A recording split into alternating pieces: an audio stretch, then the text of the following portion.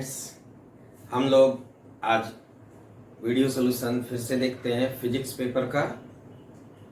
और इसमें total 30 questions हैं, 1 बाय 1 एज इट इज, जैसे प्रीवियस पेपर्स डिस्कस हुए हैं वैसे ही डिस्कस करता हूं। तो हमारा क्वेश्चन नंबर 1 जो है, 2 small conducting spheres of equal radius, दोनों का रेडियस बराबर है, स्मॉल कंडक्टिंग स्फीयर्स है ना, have charges 10 microcoulomb and -20 microcoulomb, और इनके बीच का कुछ डिस्टेंस आर है। एक्सपीरियंसेस फोर्स F1, दोनों एक दूसरे पे फोर्स F1 लगा रहे हैं, ठीक है। If they are brought in contact and separated by same distance, they experience force F2। तो नया फोर्स F2 लगने लगा, इन लोगों को कांटेक्ट में किए, फिर वापस उतने डिस्टेंस पे छोड़ दिया गया। तो बताना है इनके मैग्नीट्यूड्स का रेशियो क्या होगा, फोर्स पहले और बाद, F1 का मैग्नीट्यूड डिवाइडेड बाय F2 का मैग्नीट्यूड। तो क्वेश्चन नंबर 1,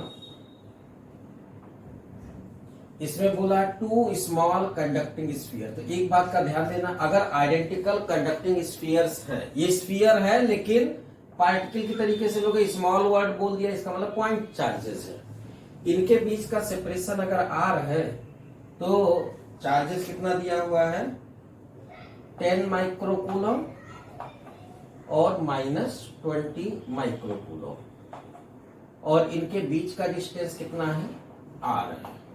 तो ऑब्वियस सी बात है, अभी तो इनके बीच में अट्रैक्शन होगा, और अट्रैक्शन का मैग्नीट्यूड हमने लिख दिया F1, ठीक है।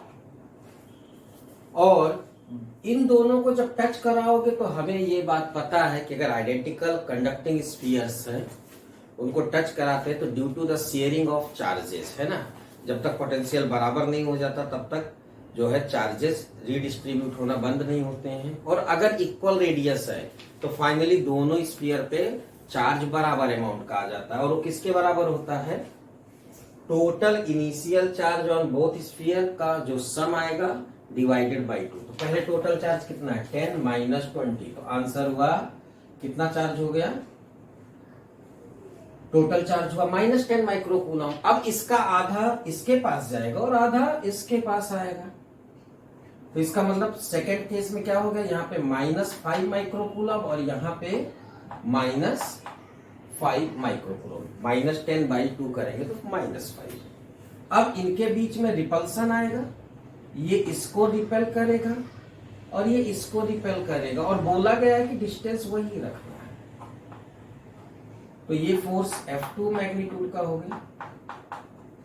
तो अब हमें बताना है कि F1/F2 क्या होगा। तो हमें ये पता है, यहां से अगर देखें तो F1 किसके बराबर लिख सकते हो, K Q1 Q2 कितना आ जाएगा, मैग्नीट्यूड की बात हो रही तो केवल चार्ज का मैग्नीट्यूड लिख लोगे, 10/20 अपॉन R², और F2 किसके बराबर आ जाएगा, इससे लिखो तो K 5 माइक्रोकूलम दोनों है, रहने दो, डिवाइडेड बाय डिस्टेंस स्क्वायर बराबर, डिवाइड कर दो इन दोनों को, F1/F2, K से K कैंसिल, R² से R² कैंसिल,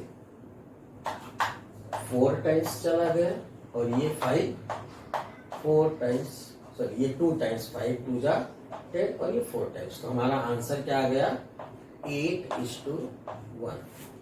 ऑप्शन दिया हुआ है ये B, option B is correct, ठीक है। चलिए क्वेश्चन नंबर 2 की बात करनी है, यार आप 1 का सोल्यूशन समझ गए होंगे। चलिए आप बात करते हैं क्वेश्चन नंबर 2 की।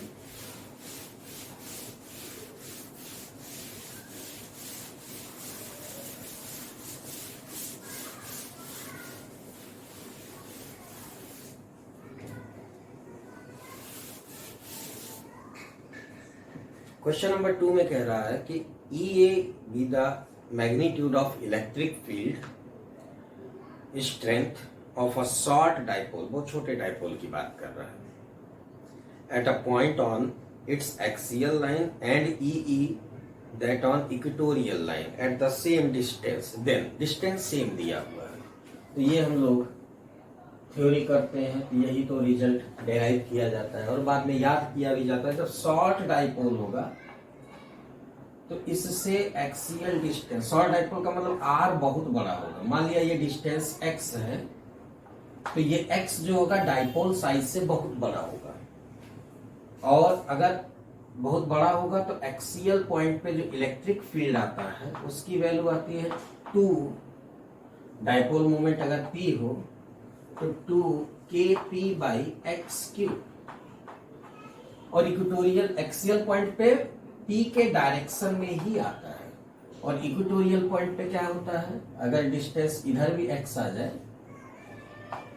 तो इस पे opposite to the direction of dipole moment आएगा फील्ड, और इक्वेटोरियल पॉइंट पे फील्ड हमें याद ही रहना है ये रिजल्ट, इसकी वैल्यू क्या आ जाती है kp/x³। तो देखो तो दोनों परपेंडिकुलर नहीं, ये इलेक्ट्रिक फील्ड और ये इलेक्ट्रिक फील्ड अपोजिट डायरेक्शन में है, लेकिन अपोजिट डायरेक्शन को लेके बात नहीं किया, मैग्नीट्यूड की बात करी है ना। तो मैग्नीट्यूड का रेशियो अगर देखा जाए तो क्या आ जाएगा हमारे पास, EA और EE दोनों पता लग गया, तो हम लोग लिख सकते हैं magnitude of electric field at axial point is 2 times the magnitude of equatorial electric field at equatorial point. हो गया, समझ में आई बात भाई। ये 2kp/x³ है, ये kp/x³ है, डबल हो गया एक्सियल पॉइंट पे। तो ऑप्शन हमारे पास दिया हुआ है, इसका भी करेक्ट आंसर हुआ बी। चलिए नोट कर लीजिए आप लोग।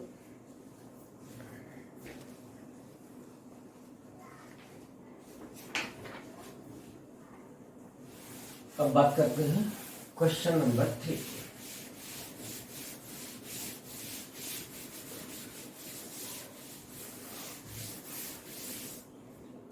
Question number 3, a galvanometer of 10 ohm resistance gives full scale deflection with 0.01 ampere of current. It is to be converted into ammeter for measuring 10 ampere current.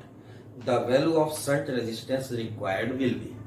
तो हमें ये पता है कि अगर एक गैल्वेनोमीटर को अमीटर में बदलना है और गैल्वेनोमीटर का रेजिस्टेंस G के बराबर है, तो हम लोग क्या करते हैं, गैल्वेनोमीटर के साथ पैरेलल में एक शंट रेजिस्टेंस लगा देते हैं, और अगर रेंज ऑफ करंट I0 हो तो इस टाइम पे यहां से मैक्सिमम डिफ्लेक्शन करंट IG जाएगा, तो इधर से कितना जाएगा I0 - IG। तो सिंपल देखो तो ये वाला G रेजिस्टेंस और ये शंट रेजिस्टेंस पैरेलल में है, तो दोनों के क्रॉस पोटेंशियल डिफरेंस बराबर होगा। तो हम लोग क्या लिख सकते हैं equation, I0 minus maximum deflection current into shunt resistance, this is equal to इसका potential difference IG into G। I0 की वैल्यू कितनी दे रखी है, I0 रेंज ऑफ अमीटर है 10 एम्पियर, IG है हमारे पास 0.01 ampere into shunt resistance 0.01 into galvanometer resistance दिया हुआ है 10 ओम। तो अब ऑप्शन देखा जाए तो 0.1 ओम, 0.5 ओम, 1 ओम, और एक दिया हुआ 10/999 तो दरअसल अगर मैं इसको सॉल्व करने की कोशिश करूं तो ये हमारे पास शंट रेजिस्टेंस कितना आ जाएगा, इधर से देखो तो ये 0.1 और 10 - 0.01। हम अगर इसमें से इसको सब्ट्रैक्ट करते हैं तो हमारा आंसर क्या आ जाएगा, 0.1 डिवाइडेड बाई, सब्ट्रैक्ट कर ले तो 10.01 मीन्स 999, डेसिमल 9.99 आया, ठीक है 9.99। अब ये डेसिमल हटाया जाए तो इसको 10 बना लिया जाए, तो हमारा शंट रेजिस्टेंस किसके बराबर आ गया, 10/999 ओम। ये ध्यान देना, ऑप्शन में अगर अप्रोक्सीमेशन के बगैर वाला ऑप्शन प्रेजेंट है तो हम अप्रोक्सीमेशन नहीं लेंगे। हाँ, अगर ये चीज ऑप्शन में नहीं दिया होता 10/999 तो हम लोग इसको जो है 10 मान लेते, तो हमारा आंसर आ जाता 0.01 ओम। वैसे इस ऑप्शन कोई दिया भी नहीं है, अगर 0.01 और ये दोनों दिया है तो आंसर यही सही होगा, क्योंकि विदाउट अप्रोक्सीमेशन। क्लियर हुआ बात ये? चलिए, तो क्वेश्चन नंबर 3 का सोल्यूशन भी आप लोग लिखिए, समझ लिए होंगे। आते बात करते हैं क्वेश्चन नंबर 4।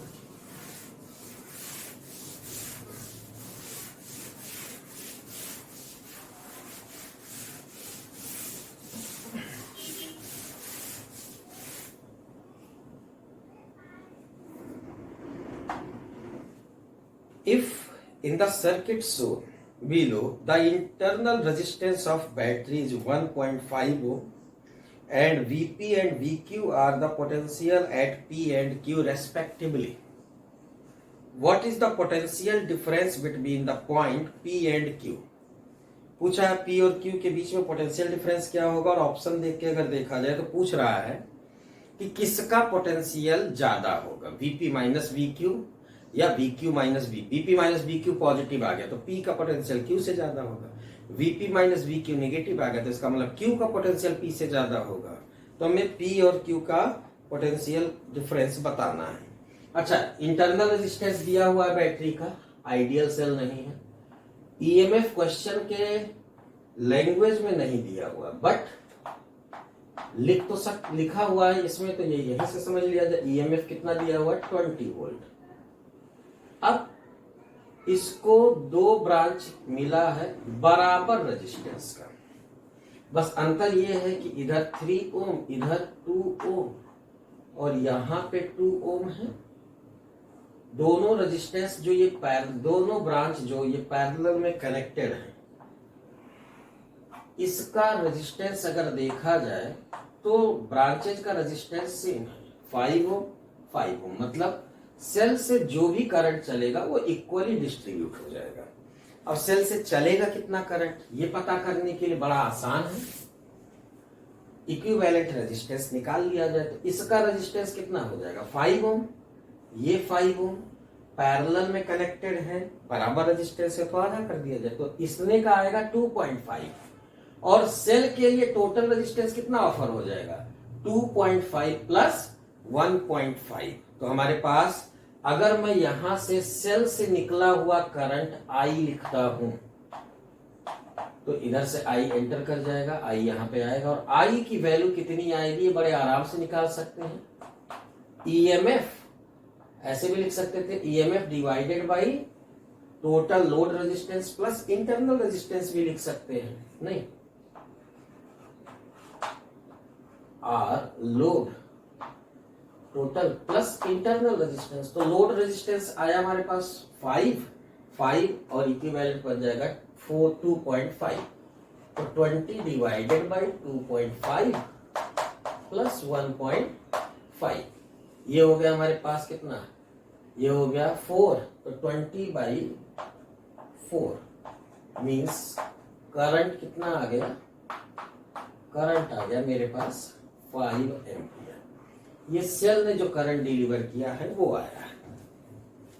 अब ये 5 एम्पियर करंट जो रहा ये डिस्ट्रीब्यूट हो गया, इधर कितना चला जाएगा 2.5 एम्पियर, और इधर साइड भी कितना चला आएगा 2. ये रहा पॉइंट P, ये रहा पॉइंट Q। अब मुझे P और Q के बीच का पोटेंशियल डिफरेंस निकालना है, तो यहां से यहां तक चले आते हैं। P से स्टार्ट करते, करंट के अगेंस्ट चलोगे तो लोअर से हायर पोटेंशियल पे जाओगे, पोटेंशियल का गेन, करंट के डायरेक्शन में पोटेंशियल का ड्रॉप। तो Vp प्लस 2.5 IR होता है इंटू 3, और फिर करंट के डायरेक्शन में चले हो तो -2.5 into 2, this will be equal to Vq। तो अब यहां से अगर देखा जाए तो Vp ये हो गया 7.5 minus 5 is equal to Vq, means Vp किसके बराबर आ गया, या Vp प्लस 2.5। तो यहां से एक बात तो समझ में आ गया कि Vp में कुछ ऐड किया तब Vq मिला, इसका मतलब Vq Vp से हायर पोटेंशियल पे होगा, Vq is greater then Vp, ये पॉइंट क्लियर। और फिर पोटेंशियल डिफरेंस निकालना है, तो चाहे P में से Q का पोटेंशियल सब्ट्रैक्ट हो या Q में से P का उसका मैग्नीट्यूड, तो पी को ही उधर लेके चले जाओ। तो दूसरा क्या, जो मेन पार्ट था आंसर का, वो वी क्यू माइनस वीपी के बराबर आ गया 2.5 वोल्ट। इन दोनों को मिला करके तुम्हारा आंसर तैयार होगा, और वो आंसर कौन सा बन रहा है, ऑप्शन फोर्थ। वैसे भी 2.5 वोल्ट एक ही में दिया हुआ है, नहीं तो 2.5 निकल आता तो भी सही हो जाता। 2.5 वोल्ट मींस डी ऑप्शन तुम्हारा करेक्ट है थर्ड का। ठीक है, VQ is greater then VP। Fourth number question भी कंप्लीट हुआ।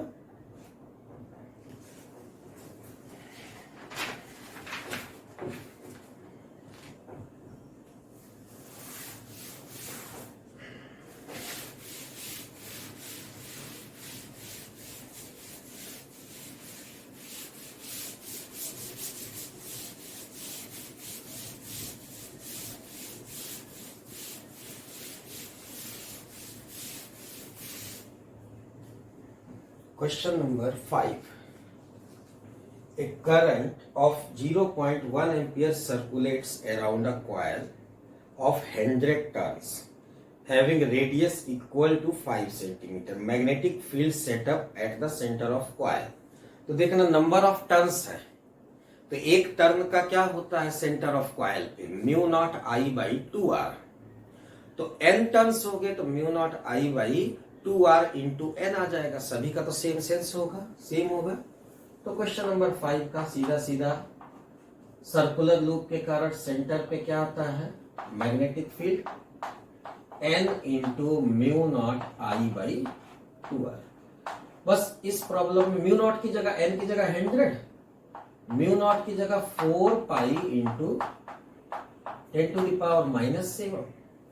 अच्छा, करंट दिया हुआ 0.1 एम्पियर, आर दिया हुआ कितना 5 सेंटीमीटर। बस यही पार्ट है कि सेंटीमीटर को मीटर में न बदलना भूल जाओ, बदल दो 5 into 10 to the power -2। Solve करिए 4 पाई भाई, ये हमारा जो होगा 10 टू द पावर -4 बन जाएगा, और ये 10 टू द पावर 4 बन जाएगा। तो ये बचेगा 10 टू द पावर -3, और ये भी जाएगा ऊपर तो 10 की पावर, या इसको कर ले 10 की पावर -1 हो जाएगा पूरा, ये कैंसिल हो जाएगा, और ये 2 इसमें सब्ट्रैक्ट होगा 10 की पावर -5।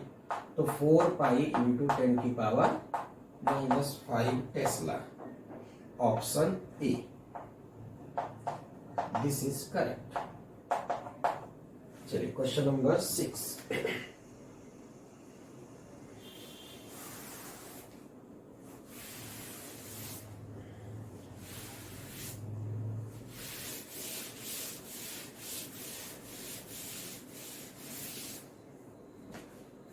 सिक्स नंबर प्रॉब्लम में कह रहा है a hollow long copper wire carries current along its length. मतलब ऐसे लॉन्ग कॉपर वायर है, ऐसे देखें तो लेंथ के अलोंग, हॉलो है तो लेंथ के अलोंग ऐसे देखेंगे पूरा करंट आ रहा होगा। मतलब टॉप व्यू देखेंगे तो टॉप व्यू से क्या दिखेगा कि ऐसे करंट हमारी तरफ आ रहा है, current total I coming towards me. अब पूछ रहा है magnetic field associated with the current will be, तो क्या होगा, ओनली इनसाइड द पाइप। नहीं बेटा, इनसाइड तो कोई करंट एनक्लोज होगा नहीं, एम्पियर लॉ लगाओ तो अंदर तो फील्ड कितना आ जाएगा 0, और जब बाहर लगाने के लिए बढ़ोगे एम्पियर्स लॉ तो टोटल करंट एनक्लोज हो जाएगा। तो जो भी करंट है उसको उठा करके चाहो इसके एक्सिस पे लगा दिया जाए, तो एक्चुअल में जो भी r डिस्टेंस पे आएगा वो फील्ड आएगा mu naught I by 2 pi r, ये नॉन जीरो के बराबर होगा। तो आउटसाइड फील्ड होगा, इनसाइड फील्ड नहीं होगा। तो ऑप्शन बी करेक्ट हो गया। कौन सा ऑप्शन सही हुआ, ऑप्शन सेकेंड। समझ में आया बात। एम्पियर्स लॉ लगाओगे तो एम्पियर्स लॉ में इसमें करंट है नहीं, इसमें करंट है, एंड आई पासिंग, इस लूप से करंट पास कर रहा है, तो नेट हमारा फील्ड आना ही आना है। क्वेश्चन नंबर 6 कंप्लीट हुआ। क्वेश्चन नंबर 7 पे आते हैं।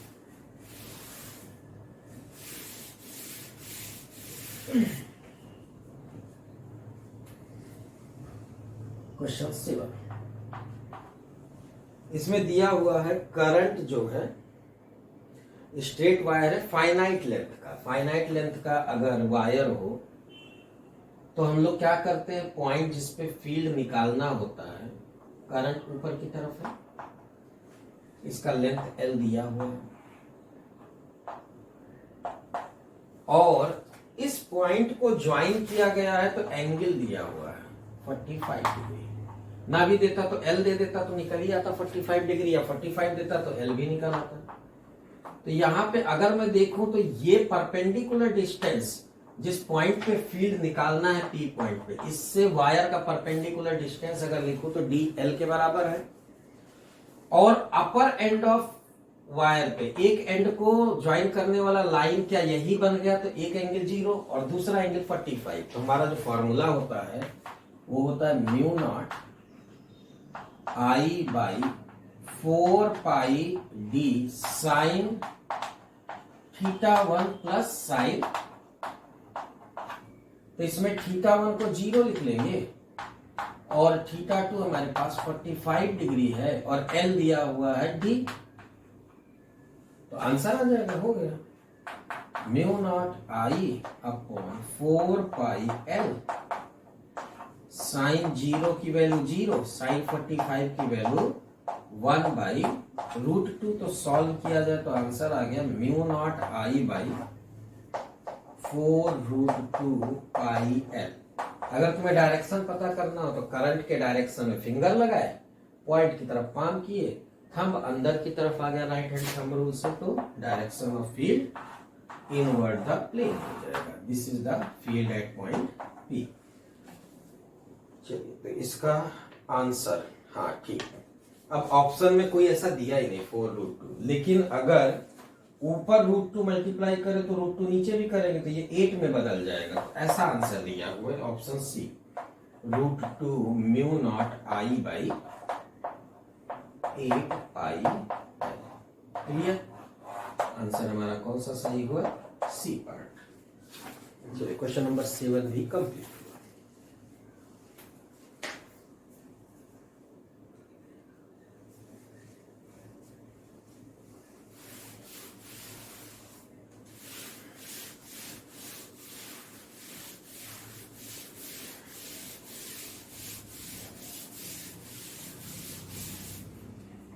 Question number 8. In figure shows 3 long straight wires P, Q, R carrying equal current normal to the plane of the paper. All 3 currents have same magnitude. Equal current है, ठीक है, carrying current equal magnitude, ठीक है। Which arrow west represent the direction of the resultant force on the P? देखो P wire में inward current है, Q wire में outward current है, और R वायर में भी इनवर्ड करंट है। तो पूछा है P पे फोर्स किधर की तरफ लगेगा। समझना जरा, दो एंटी पैरेलल करंट है, एक इधर आ रहा है, एक इधर जा रहा है, तो ये वाला इसको रिपल्सन देगा, force on P by Q इधर की तरफ आएगा, और ये सेम डायरेक्शन में करंट है तो ये तो अट्रैक्ट करेंगे, सेम डायरेक्शन के करंट अट्रैक्ट करते, तो force on P by current R। ठीक है, तो नेट रिजल्टेंट क्या बन जाएगा, कुछ ये डायरेक्शन आ जाएगा क्या, इन दोनों को अगर हटा दिया जाए तो रिजल्टेंट F ऑन P ये आएगा, और ऐसा डायरेक्शन हमारा C में बन रहा है। समझ में आई बात, तो इसलिए आंसर क्या हो गया, C इज करेक्ट। ठीक, चलिए क्वेश्चन नंबर 9। क्वेश्चन नंबर 8 था ये, this was the question number 8, complete हुआ। Question number 9,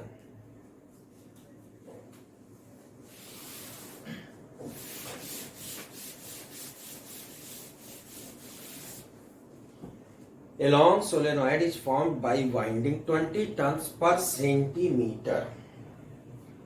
The current necessary to produce 20 millitesla inside the solenoid approximately. तो सोलेनॉइड के कारण जो मैग्नेटिक फील्ड आता है वो आता है म्यू नॉट NI।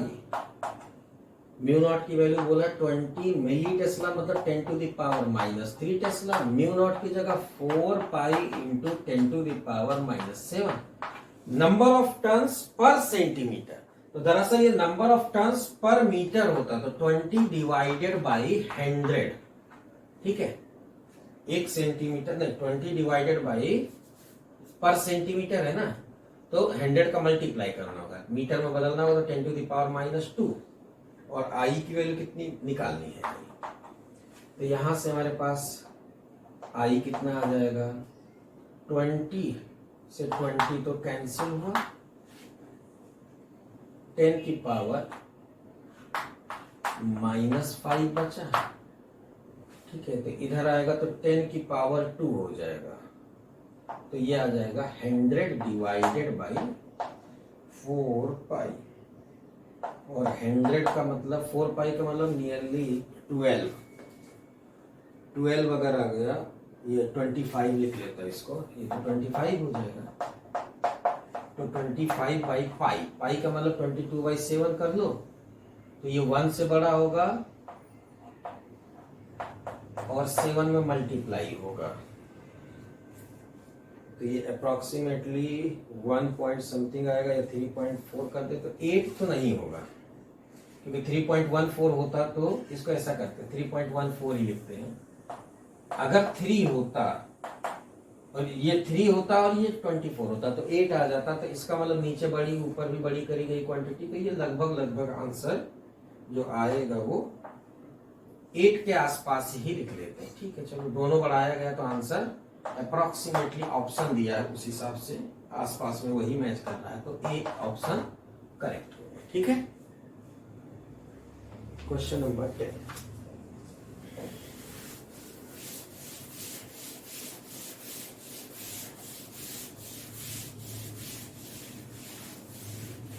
कई बार जब हम लोग कैलकुलेशन करते हैं तो अप्रोक्सीमेशन लेने का समय आए तो ऑप्शन पे देख लेना चाहिए, नहीं तो मैं तुरंत 7 के बजाय उसको 8 लिखता।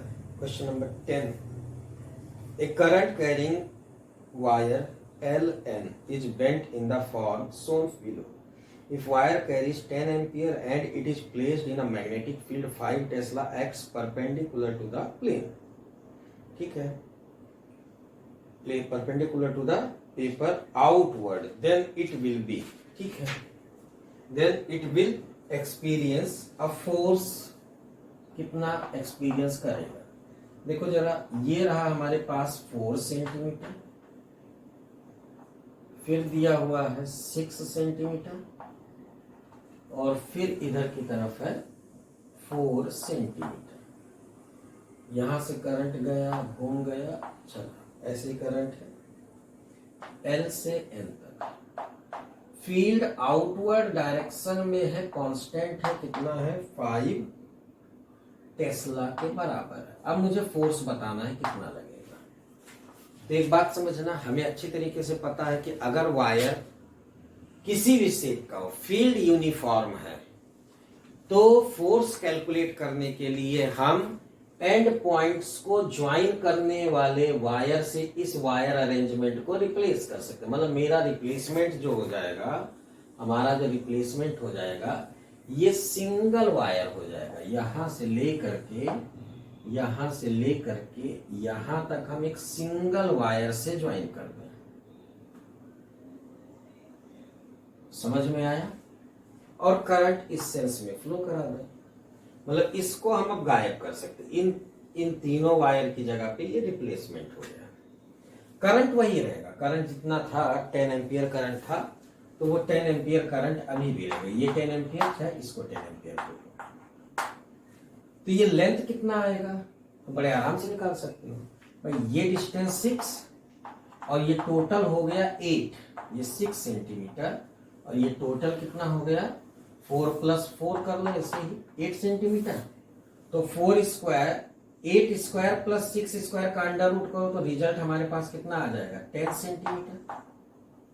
अब फोर्स किधर की तरफ लगेगा, करंट फील्ड के डायरेक्शन, फोर्स ऐसा लगेगा, फोर्स इस पे कैसा लगेगा, इसके परपेंडिकुलर, और कितना आएगा वैल्यू IL भी, L की जगह L इफेक्टिव लिख लेते हैं, sin 90, क्योंकि करंट तो इस प्लेन में है और फील्ड इसके परपेंडिकुलर है, तो दोनों के बीच का एंगल 90 डिग्री आएगा। आई हुआ 10 एम्पियर, एल इफेक्टिव हुआ 10 सेंटीमीटर मतलब 0.1 मीटर, बी है 5 टेस्ला। आंसर आया 5 न्यूटन। कोई ऑप्शन है? ऑप्शन है option B, this is correct. ठीक है, ऑप्शन बी इज करेक्ट। चलिए क्वेश्चन नंबर 10 भी हो गया। Question number 11,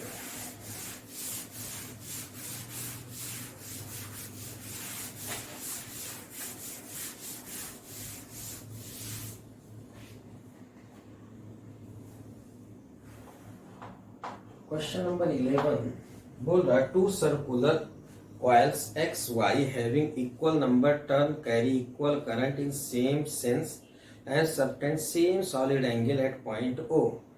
If the smaller coil X is midway between O and Y, then if represent the magnetic induction due to bigger coil Y at O is By, that due to smaller coil X at O is Bx, then तो देखो बेटा, ये हमारे पास बिगर coil है Y, इसका radius है 2a और same concentric दूसरा वाला एग्जैक्टली मिड में है और इसका रेडियस जो है इसका हाफ है। अच्छा, r दिया हुआ तो r लिख लेगा 2r, और इसका रेडियस r के बराबर है, ये x है। यहां से यहां तक का डिस्टेंस दिया हुआ है d है और ये डिस्टेंस दिया हुआ है d/2। तो by बाई bx निकालना है। ठीक है, तो by की वैल्यू किसके बराबर हो जाएगा? अच्छा, नंबर ऑफ टर्न्स इक्वल है।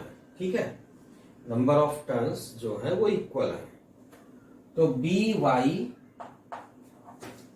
बाई bx निकालना है। तो by की वैल्यू क्या आ जाएगी? n इंटू म्यू नॉट आई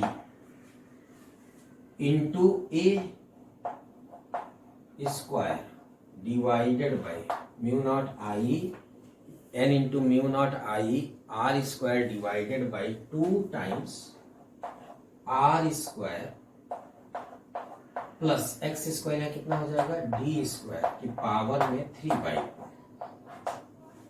और bx कितना हो जाएगा? n into mu naught I into R square, इसका रेडियस r है, 2 into R square plus d/2 का होल स्क्वायर की पावर में 3/2। इसको फर्दर सॉल्व कर लिया जाए थोड़ा सा। ये लिखा हुआ है 4n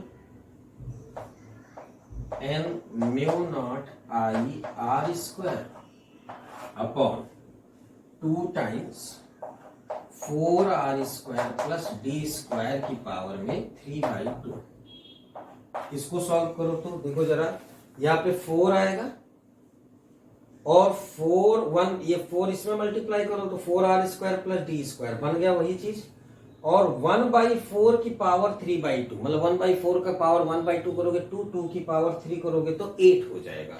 तो एक्चुअल में इधर क्या आ जाएगा? 8 ऊपर चला जाएगा 8 mu naught I R square divided by 2 times 4r square plus D square की पावर 3/2। इसको डिवाइड करो, देखो ये तो हमारे पास ये पूरा टर्म कैंसिल हो गया, 2 कैंसिल हो गया और 4 2 जाएगा, तो by बाई bx कितना आया? यहां से हमारे पास रिजल्ट 1/2। by बाई bx कितना आया सॉल्व होके? Option C, this is correct. ठीक है, क्वेश्चन नंबर 11 हो गया। Now we are going for the question number 12।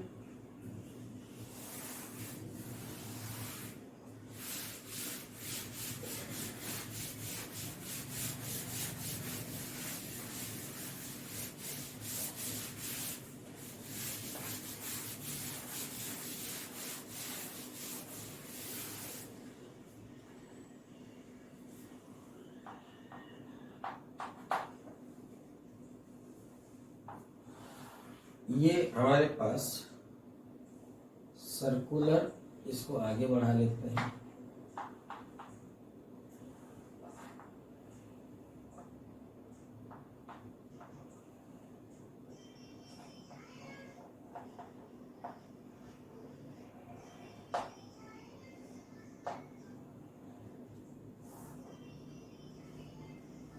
3 turns है, 3 टर्न बना।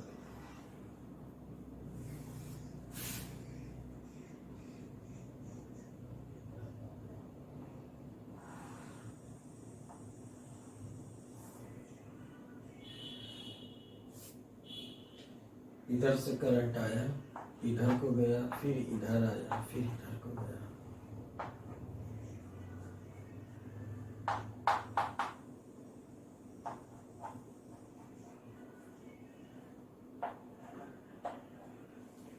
तो देखो जरा, इसमें पूछा गया ओ पॉइंट पे फील्ड क्या होगा, और ये सारे डिस्टेंसेज आर आर,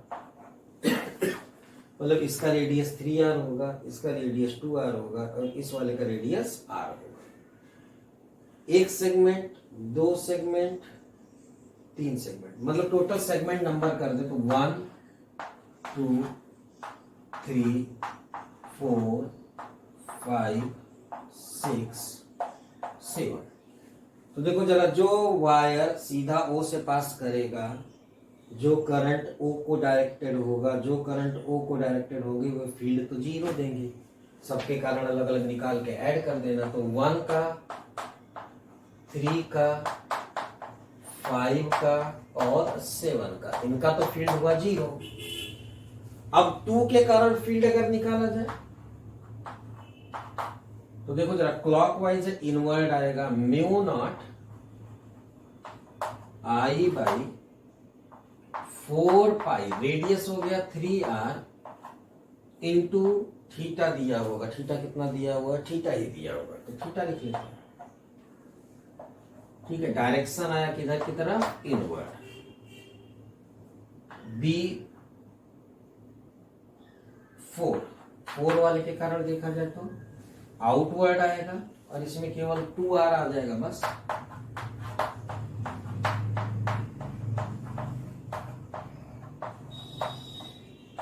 और बी 6 के कारण mu naught I by 4 pi into r, theta, ये भी इनवर्ड हो जाएगा। ठीक है, 6 वाले का। तो अब हमारे पास इनका जो रिजल्टेंट आएगा, सबका सम करोगे तो इसको जब ऐड करोगे तो ये मैग्नीट्यूड सबसे ज्यादा, फिर इससे कम, फिर इससे कम, तो नेट जो फील्ड आएगा O पे, वो तो सब 0 हो जाएगी। इनका सम करोगे तो इनवर्ड आएगा, इनवर्ड वाले ज्यादा है, आउटवर्ड वाला कम है, तो डिफरेंस आ जाएगा। और mu naught I by 4 pi r सब में है, बाहर आ जाएगा। Mu naught I theta by 4 pi r सब में बाहर है, ये आ जाएगा 1 minus 1/2 plus 1/3, direction net inward आएगा। अब इसको सॉल्व कर लो तो तुम्हारा 1/2 प्लस 1/3 5/6, तो हमारा आंसर क्या आ रहा है, 5 mu naught I theta by 24 pi r, direction inward the plane, option A correct. Question number 30।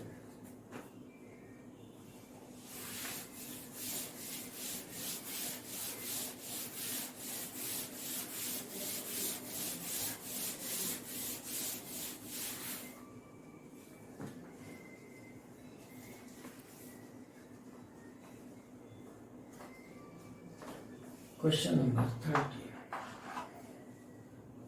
Following figure, the path of electron that passes through the two regions containing uniform field V1 and V2, its path in each region is half circle. Choose the correct option. देखो, एक तो इधर reason में घूमा है, यहाँ पे field V1 है, और एंटर किया है बाउंड्री पे, नॉर्मली सेमी सर्कल में घूमा, और फिर बाउंड्री से उतने ही स्पीड से निकल आएगा।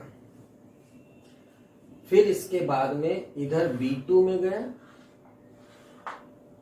और यहां एंटर करने के बाद सर्कल का रेडियस बड़ा हो गया।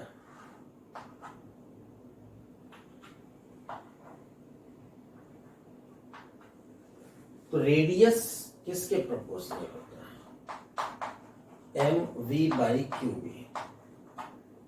R is inversely proportional to B, इसका मतलब रेडियस अगर यहाँ बड़ा आ रहा है तो यहाँ मैग्नेटिक फील्ड कम होगा। तो यहाँ से ये पता लग रहा है कि B1 will be greater than B2। एक चीज तो पता लग गई। दूसरा पूछा है डायरेक्शन किधर की तरफ होगा, तो फेंका गया है इलेक्ट्रॉन को। इलेक्ट्रॉन पे होता है चार्ज नेगेटिव, यहाँ पे नेगेटिव चार्ज एंटर कर रहा है ना, इलेक्ट्रॉन माइनस। तो इस पे फोर्स नीचे की तरफ लग रहा है। इलेक्ट्रॉन अगर इधर की तरफ वेलोसिटी लेके एंटर करता है तो इसका मतलब पॉजिटिव चार्ज इधर की तरफ मानो। तो पॉजिटिव चार्ज के डायरेक्शन में हमने चार्ज की वेलोसिटी के डायरेक्शन में फिंगर को लगाया राइट हैंड के, और थंब को ओपन कर लिया जिधर फोर्स लगना है। तो पाम अंदर की तरफ गया, फोर्स तो इधर ही लगेगा जिधर डाइवर्जन हुआ, जिधर की तरफ घूमा है तो फोर्स तो इधर ही लगना है। तो फोर्स इलेक्ट्रॉन पे इधर तब लगेगा जब ये फील्ड इनवर्ड होगा, क्योंकि पाम जिधर डायरेक्टेड होगा that will be the direction of field. इधर इनवर्ड होगा तो ऑब्वियस सी बात है कि इधर ऐसे घुमा है, फिर इधर की तरफ वेलोसिटी लेके आया है इलेक्ट्रॉन। तो इसका मतलब पाम इधर की तरफ लगा है और फोर्स जो है नीचे की तरफ है। फोर्स तुम्हारा नीचे की तरफ है, तो थंब नीचे की तरफ, तो फिंगर इधर की तरफ लगाए, थंब नीचे की तरफ किए, फोर्स नीचे की तरफ है तो पाम बाहर की तरफ आया, मतलब फील्ड इस रीजन में किधर की तरफ आएगा, आउटवर्ड द प्लेन। अब ऑप्शन देख लो, B into the page and it is stronger than B2। सही बात है, B1 is into the paper and stronger than B2। ये ऑप्शन सही हो गया। और बाकी पढ़ के देख लो तो सारे गलत है, तो option A is correct.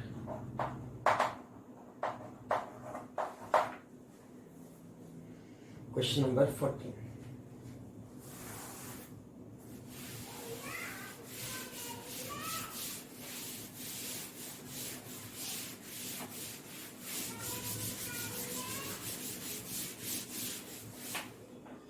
Question number 14 में कह रहा है कि वायर है, बेंट है सर्कल के फॉर्म में, एक एंड से एंटर करता दूसरे एंड से निकल जाता है, और ओ पे बताना है सेंटर पे कि फील्ड क्या होगा। तो ध्यान से देखना, अगर आने वाला करंट देखा जाए तो सर्कल के सेंटर की तरफ है, और जाने वाला करंट सर्कल के सेंटर से अवे है। तो यहाँ करंट डिवीजन लगेगा, रेजिस्टेंस के साथ रेशियो बनेगा, और ये हम लोग क्लास में पढ़ते हैं कि सबसे पहली चीज ये वाला सीधा आया तो इसके कारण तो ओ पे फील्ड 0। और रेगुलर पॉलीगन किसी भी टाइप का हो, वो equilateral triangle, square, regular hexagon, regular pentagon, circle, ये भी तो रेगुलर पॉलीगन है ऑफ इनफाइनाइट साइड। तो अगर किसी भी कॉर्नर पे करंट एंटर करता है और उस पॉलीगन के फिर किसी कॉर्नर से निकल जाता है, तो पॉलीगन के कारण जो फील्ड आता है वो पे वो 0 होता है, क्योंकि करंट डिवीजन ऐसा होगा कि इधर का इनवर्ड फील्ड इधर के आउटवर्ड फील्ड से कैंसिल हो जाता है। तो आंसर क्या आने वाला है यहाँ पे 0, ऑप्शन ए। 14 का correct answer is question number 15। बाकी क्लास में कराया हुआ है तो उसको ज्यादा टेंशन लेने की जरूरत नहीं। Question number 15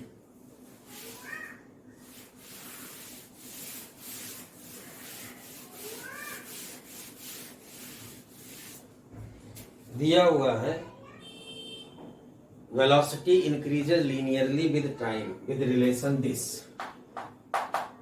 v equal to kt, और k की वैल्यू भी दे दी है नहीं। अच्छा, v इक्वल टू kt दिया और k कांस्टेंट है, मतलब k कितना दिया है 2 इंटू t। तो अगर वेलोसिटी 2t है तो क्या एक्सीलरेशन कांस्टेंट आ जाएगा dv बाई dt, 2 मीटर पर सेकेंड। अब जो निकालना है वो निकालना। और पूछा क्या गया फर्स्ट 3 सेकेंड में, तो इनिशियल वेलोसिटी कितना आ जाएगा, t इक्वल टू 0 पे वेलोसिटी देखो तो 0 आ गया, u ये रहा, a ये रहा, तो फर्स्ट 3 सेकेंड में डिस्प्लेसमेंट क्या हो जाएगा 0 प्लस 1/2, 2 इंटू 3 स्क्वायर। आंसर आ गया 9 मीटर, ऑप्शन ए। बाकी दूसरा तरीका की अगर चाहो तो इंटीग्रेट कर लो, जब हमें एक्सेलरेशन कांस्टेंट मिले तो क्यों इंटीग्रेट करेंगे, v को इंटीग्रेट करो डिस्प्लेसमेंट आ जाएगा kt dt, t को इंटीग्रेशन t²/2, तो अल्टीमेटली t²/2 इंटू k, और t की जगह 3 रखोगे आंसर आ ही जाएगा। चलिए question number 16. If a mass 1 kg is suspended by a string, another string C is connected to its lower end. If a sudden jerk given to C, नीचे वाले को C को दिया जा रहा है जर्क, तो जिसको जर्क दोगे B से C वाला सेक्शन, उसी पे सडन में जर्क लगेगा तो वही वाला स्ट्रिंग टूटेगा. समझ में आई बात? तो C वाला स्ट्रिंग जल्दी टूटेगा क्योंकि इंपल्स ज्यादा C वाले पे लगेगा. क्लियर है पॉइंट? ये मतलब सिंपल सोचो कि अगर बना देता हूं क्वेश्चन नंबर 16.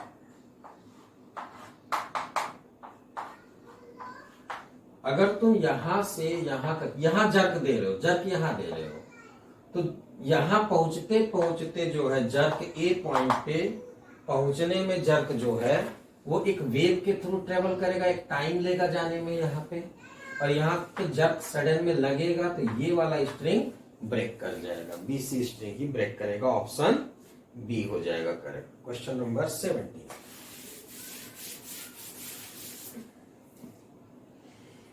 बोला है lift is moving downward with acceleration equal to acceleration due to gravity. मतलब भाई साहब अगर वो जी से एक्सेलरेट करेगा तो ब्लॉक उस पर रख दो, तो अगर ब्लॉक उसके कांटेक्ट में हो तो वो भी तो जी से चलेगा, तो दोनों जी से चलेंगे, नॉर्मल रिएक्शन जीरो हो जाएगा. नहीं, वैसे भी अगर तुम सूडो फोर्स लगा के देखोगे, मान लो एक्सेलरेशन नीचे की तरफ जी है तो सूडो फोर्स लगाओगे बैठ के लिफ्ट पे तो सूडो फोर्स ऊपर की तरफ आएगा mg, और इसका वेट भी mg है. तो बेटा इस जगह पे अगर तुम नॉर्मल रिएक्शन कैलकुलेट करना चाहोगे तो आ जाएगा जीरो. इस जगह का नॉर्मल रिएक्शन कितना आ जाएगा यहाँ पे? जीरो, क्योंकि किसी फोर्स से प्रेस नहीं करेगा. नॉर्मल रिएक्शन अगर आ गया तो बेटा इसको बात किया गया क्या अगले पार्ट में? If the coefficient of frictional force resistance offered by the body. बेटा ऊपर नीचे चलने के कारण वैसे भी फ्रिक्शन नहीं लगता, और नॉर्मल रिएक्शन जीरो हो गया तो फ्रिक्शन का कोई मतलब ही नहीं है. समझ में आई बात की नहीं? अच्छा, बोला है कि टेंडेंसी है, इसको पुल किया गया हॉरिजॉन्टल फोर्स से, तो अब नॉर्मल रिएक्शन नहीं है तो फ्रिक्शन यहां जीरो होगा. जब नॉर्मल रिएक्शन आएगा तभी फ्रिक्शन आएगा, ये बात ध्यान रखिए. नॉर्मल रिएक्शन नहीं तो फ्रिक्शन का कोई मतलब नहीं. समझ में आया? तो फ्रिक्शन तो जीरो होगा. Question number 18. ऑप्शन इसका कौन सा हो गया? 17 का ऑप्शन हो गया डी करेक्ट. क्वेश्चन नंबर 17 का option D. Question number 18.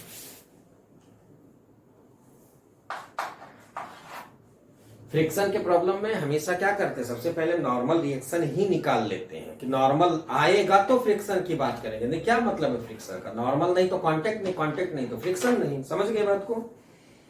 Coefficient of friction between body and surface of inclined plane 45 degree 0.5.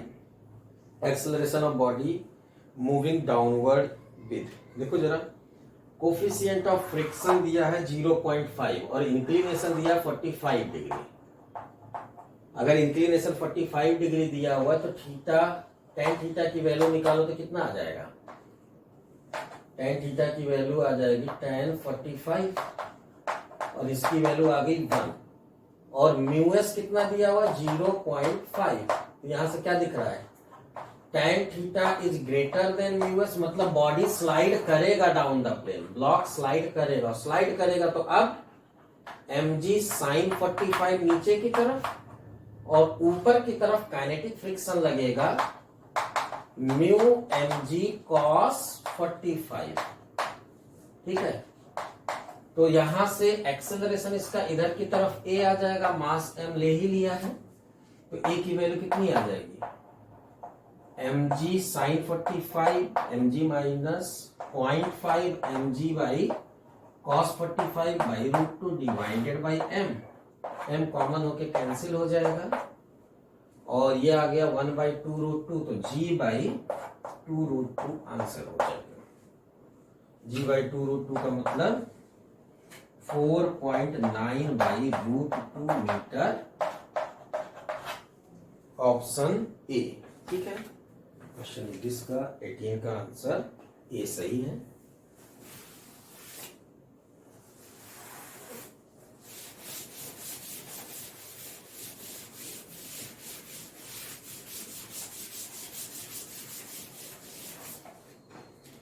Question number 19. A small body is thrown vertically up which reaches maximum height h whose total time of flight t and its velocity height h है और time of flight t. Its velocity at a height h will be. Small h height पे velocity क्या होगा? Okay. और vertically up throw किया गया. ठीक है, वर्टिकली अप थ्रो किया गया है. किस वेलोसिटी से नहीं दिया हुआ है. मान लिया यू से थ्रो किया गया. तो अगर स्मॉल एच हाइट पे आ गया तो वी स्क्वायर इक्वल टू क्या आ जाएगा? यू स्क्वायर माइनस 2gh, क्योंकि जी तो नीचे की तरफ लगेगा. एक इक्वेशन. लेकिन ना तो इसमें यू दिया है ना ही एच दिया है. और ऑप्शन देखें तो उसमें कहीं जी भी नहीं दिया है, बट इंफॉर्मेशन दिया हुआ है. मैक्सिमम हाइट होता क्या है? You square by 2g. और टाइम ऑफ फ्लाइट क्या होता है? 2u by G. तो एक काम करते हैं, u की वैल्यू h और t के टर्म में, g की वैल्यू h t के टर्म में निकाल के वन में पुट कर देते हैं. तो देखो जरा, अगर मैं h और t को डिवाइड करूं तो g गायब हो जाएगा. नहीं तो h बाई टी किसके बराबर आ जाएगा? u बाई 4 है ना. तो हमारे पास जो है u की वैल्यू कितनी आ गई? 4h by T. ये रख लेंगे, एक इंफॉर्मेशन पता लग गया. अब हमें g निकालना है तो u गायब करना, तो इसका स्क्वायर करके इसमें डिवाइड करना. h बाई टी स्क्वायर तो यू स्क्वायर बाई 2g और divided by 4u square by G square. तो यू स्क्वायर कैंसिल हुआ, एक g कैंसिल हुआ. तो यहां से आ गया h बाई टी स्क्वायर. कितना आ गया हमारे पास? g ऊपर चला जाएगा तो g बाई 8. मीन्स g की जगह क्या रख सकते हैं? 8h by T square. इन दोनों को उठा के इक्वेशन 1 में रख लिया जाए तो v स्क्वायर इक्वल टू क्या आ जाएगा? 16h square by T square minus 2g की जगह क्या आ जाएगा? 8h by T square into h.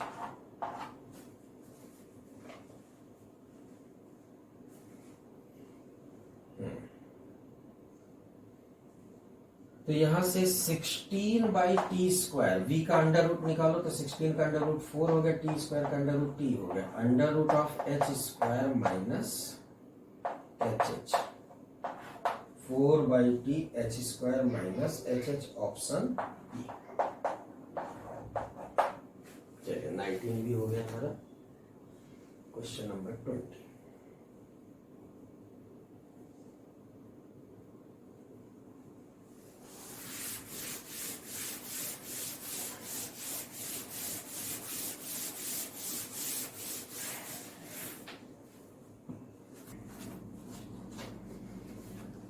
चलिए क्वेश्चन नंबर 20 कर लेते हैं. ए projectile is fired with velocity v at right angle to the plane which is inclined at angle theta with the horizontal as shown. The expression for r. मतलब projectile motion on inclined plane, diagram दिख ही रहा है, और perpendicular throw किया गया, मतलब along the inclined plane velocity component 0 है. ये थीटा है. तो ऐसे प्रॉब्लम को हम लोग जानते हैं, जब सॉल्व करना होता है तो हम लोग परपेंडिकुलर टू द प्लेन को y एक्सिस बोल देते हैं और अलोंग द प्लेन को x एक्सिस बोल देते हैं. और इसके अलोंग पहला काम g का कंपोनेंट देख लेते हैं. g को रिजॉल्व करोगे, जब g को रिजॉल्व करोगे तो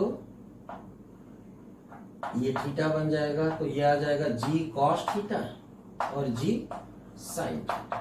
ठीक है. तो इसमें U Y 0, U Y U के बराबर है, ए वाई है माइनस जी कॉस थीटा. अब ये वापस जब यहां आके गिरेगा तो इसका वाई डायरेक्शन में तो डिस्प्लेसमेंट 0 हो गया परपेंडिकुलर टू द प्लेन. और ये कितना डिस्टेंस चला ये निकालना है.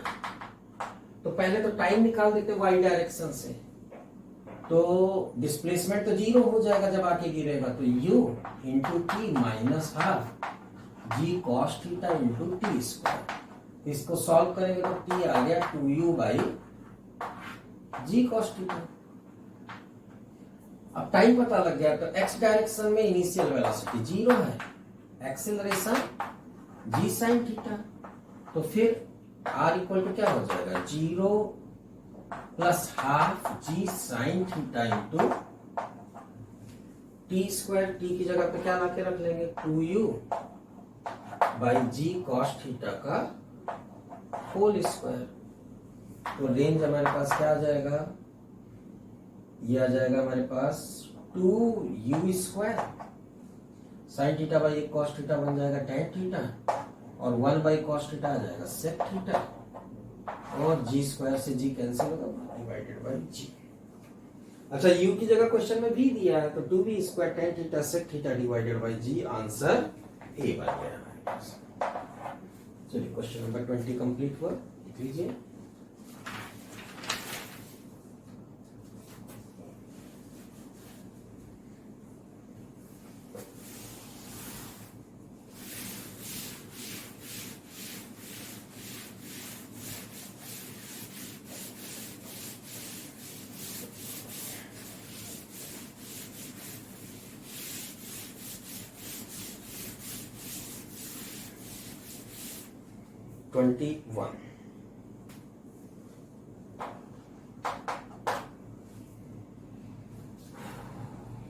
Area of each plate of parallel plate capacitor, this distance between plate is this, it is filled with mica dielectric 6, radius of sphere equivalent to capacity। देखो जरा भाई, हम ये जानते हैं पैरेलल प्लेट कैपेसिटर का होता है कैपेसिटेंस एप्सिलॉन नॉट के epsilon not a by D, और स्फेरिकल कैपेसिटर का क्या होता है 4 पाई, स्फेरिकल कैपेसिटर नहीं स्फीयर का कैपेसिटी क्या होता है 4 pi epsilon not are.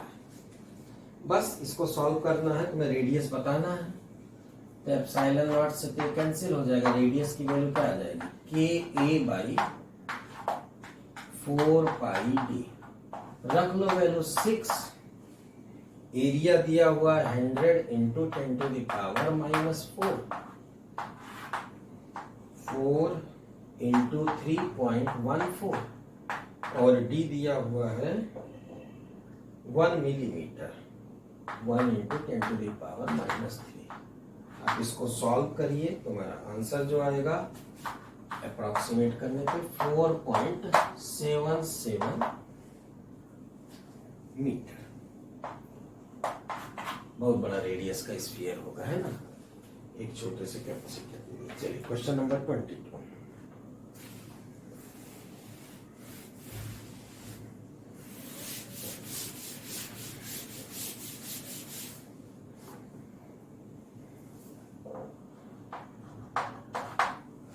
To insulating metallic sphere 3 microfarad 5 microfarad का charge to 300 volt 500 volt respectively, energy loss when they are connected by wire in milli joule पूछा है। तो समझना जरा, लॉस ऑफ एनर्जी जो होता है ये तो सीधा फार्मूला डेराइव करके याद किए हुए हैं, जैसे परफेक्टली इनइलास्टिक कोलिजन में होता था reduce half into reduce mass into velocity of approach का स्क्वायर, है ना। लेकिन यहां पे क्या हो जाएगा हमारे पास पोटेंशियल डिफरेंस का स्क्वायर आ जाता है, बस तो 1/2। अब यूनिट बदलने की जरूरत है नहीं, क्योंकि ऊपर भी नीचे भी सब जो माइक्रो जूल नहीं, यूनिट बदल लेंगे। अगर मान लीजिए माइक्रो जूल में माइक्रो फैरेड में आएगा टोटल इसका यूनिट, तो सॉल्व करेंगे तो हमारा जो है 3 into 5 into 10 to the power -12, 3 + 5 8 into 10 to the power -6। Potential है हमारे पास 300 - 500 की पावर में 2। तो इसको जब सॉल्व करोगे तो तुम्हारा आंसर आएगा 0.0375 जूल, और माइक्रो जूल में निकालना है तो इसका मतलब 37.5 मिली जूल आ जाएगा, मिली जूल में निकालना है आंसर। ठीक है, कुछ बहुत टफ नहीं कैलकुलेशन। अरे ये तुम्हारा आ जाएगा कितना, 200 का स्क्वायर करोगे तो 4 इंटू 10⁴, 4 से ये कैंसिल होगा, 2 तो 1/4 आ जाएगा और ऊपर लिखा है 15, ठीक है। तो 3 इंटू 5, हाँ ठीक है, तो वो आ जाएगा 4 4 15, सॉल्व करिएगा आंसर आ जाएगा, ठीक है। नीचे ये 16 लिखा हुआ है, 8 इंटू 2, 2 2 या 4 4 15 डिवाइडेड बाई, सॉल्व हो जाएगा करने में।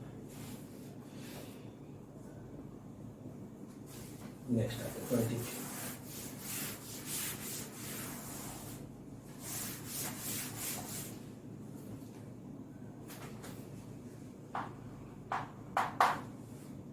Resistance of 6 ohm each are connected in manner this with current 0.5 ampere shown in figure. Potential difference between P and Q. देखो बेटा 6 ओम के 3 रेजिस्टेंस पैरेलल में लगे हैं,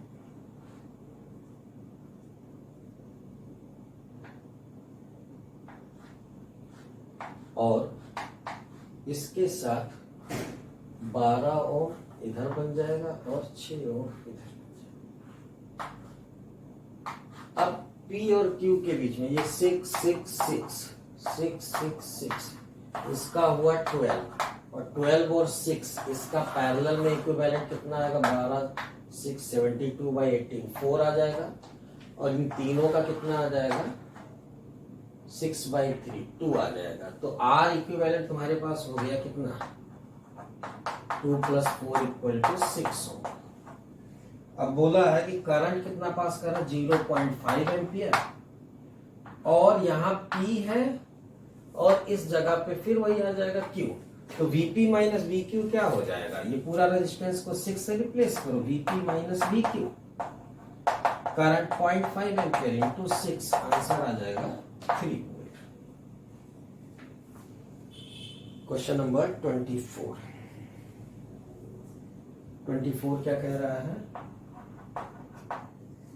A new flashlight cell of EMF 1.5 volt gives 15 ampere when connected directly to a meter of resistance, this internal resistance of the cell।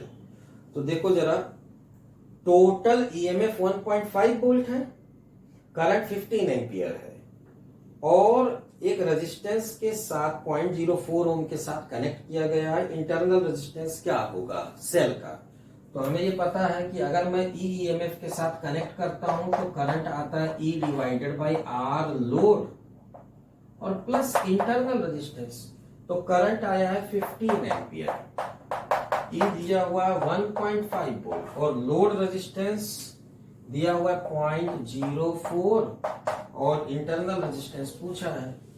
तो इसको solve करोगे 10 times चला जाएगा, ये आ जाएगा 0.4 प्लस R = 1, तो R की वैल्यू आ गई 0.6 ओम, आंसर आया 0. अच्छा नहीं 10 का इसमें भी मल्टीप्लाई होगा ना, 10R आ जाएगा, सॉरी 0.4 प्लस 10R, तो हमारा आंसर क्या आ जाएगा, R की वैल्यू आ गई 0.06। Calculation. Question number 25।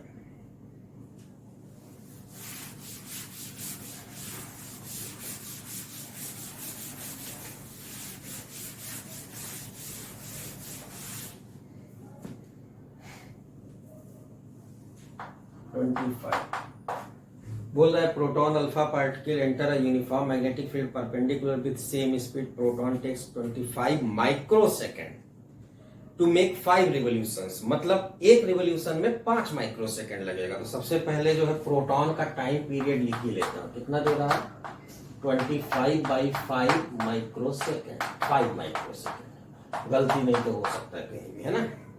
Then periodic time of alpha particle in microsecond, ठीक है। तो अब टाइम पीरियड जो होता है किसके बराबर होता है, 2πm/q इंटू बी, ठीक है।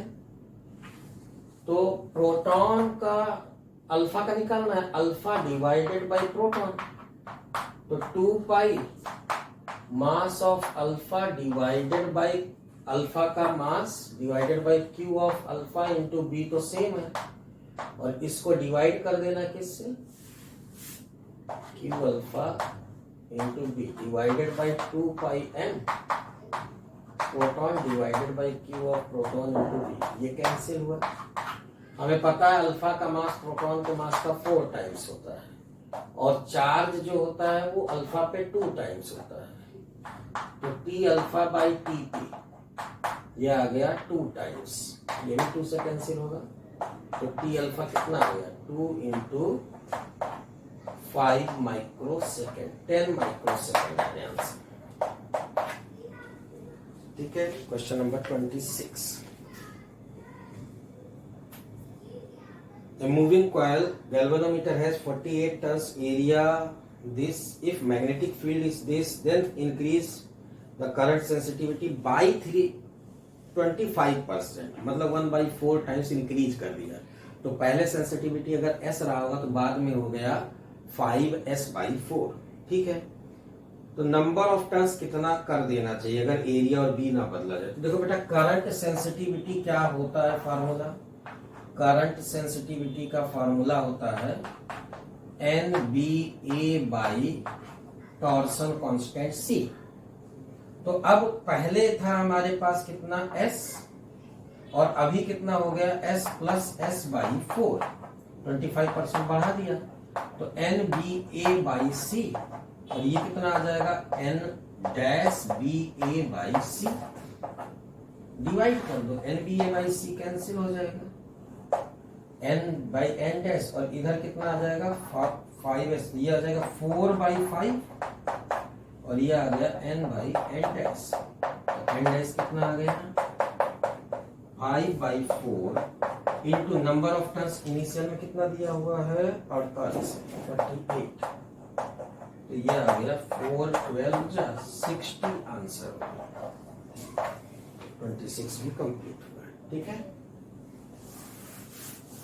चलिए 4 क्वेश्चन और बचे हैं, वो भी डिस्कस कर लेते हैं।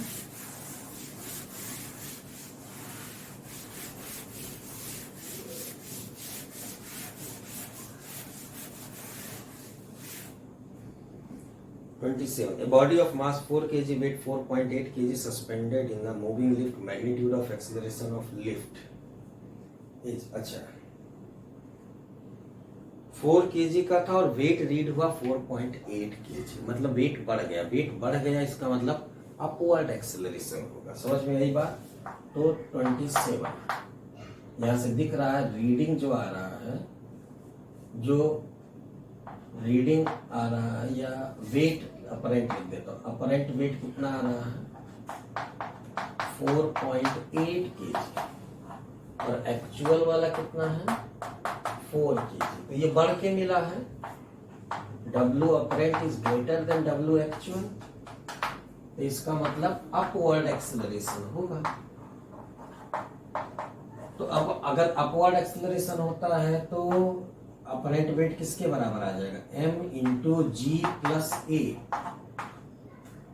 नहीं M into G plus A divided by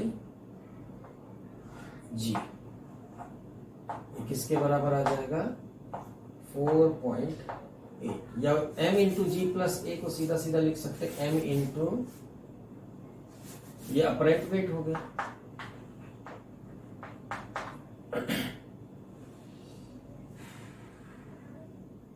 ये अपवर्ड में अपरेंट वेट, लेकिन इस न्यूटन में होगा, लेकिन केजी में दिया हो तो इसमें जी से डिवाइड कर देंगे। नहीं तो हमारे पास जी से डिवाइड करेंगे तो m into 1 plus A by G ऐसे लिख लेंगे। ये न्यूटन में होगा और ये केजी में आ गया, या केजीएफ भी लिख सकते हैं। समझ में आई बात? m दिया है 4 और ये 1 प्लस ए बाई जी, और ये किसके बराबर आया है 4.8, ये हुआ 1.2। तो ये आ जाएगा हमारे पास क्या 0.2 is equal to A by G. तो ए की वैल्यू आ गई 0.2 इंटू जी, तो हमारा आंसर आ जाएगा 1.96 मीटर पर सेकेंड स्क्वायर। ठीक है, क्वेश्चन नंबर 27 भी कंप्लीट हुआ।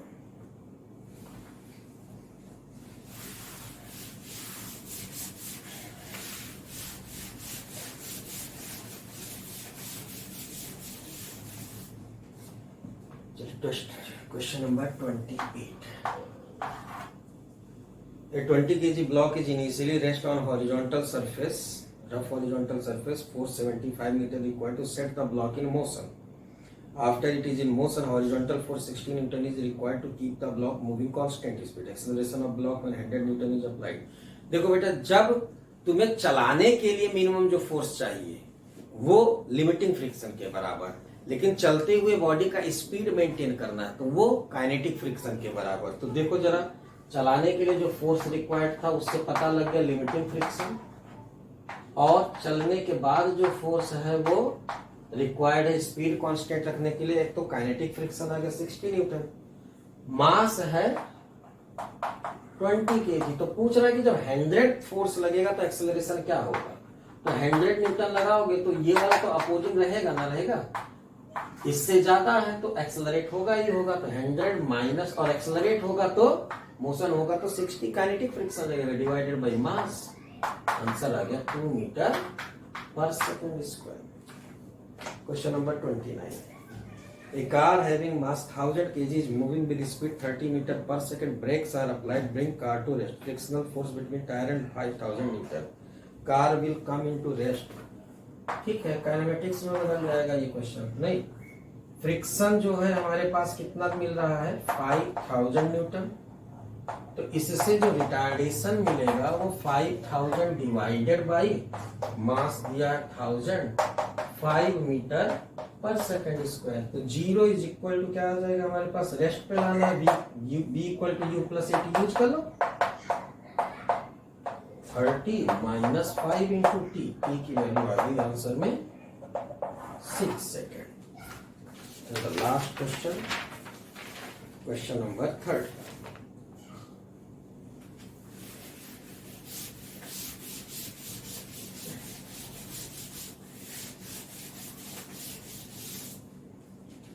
A block of mass 10 kg is placed on inclined plane. When the angle of inclination is 30 degree, the block just begins to slide down the plane, limiting friction in Newton.